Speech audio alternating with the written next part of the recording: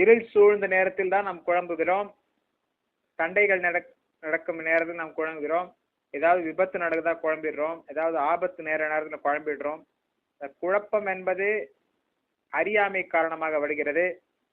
என்ன நடக்குமோ என்ன நேருமோ அப்படின்ற ஒரு அறியாமை காரணமாக, மாயையின் காரணமாக. மாயை என்பது கிருஷ்ணரின் ஒரு பிரதிநிதி தான். கிருஷ்ணர் சூரியனை போன்றவர், பிரகாசமானவர், ஒளி மிகுந்தவர். மாயை இருட்டானது, நம்மை மயக்கத்தில் ஆழ்த்துவது, நம்மை இருளில் ஆழ்த்துவது, நம்மை குழப்பத்தில் ஆழ்த்துவது. இங்கு குழப்பத்தில் ஆழ்ந்துள்ளனர்.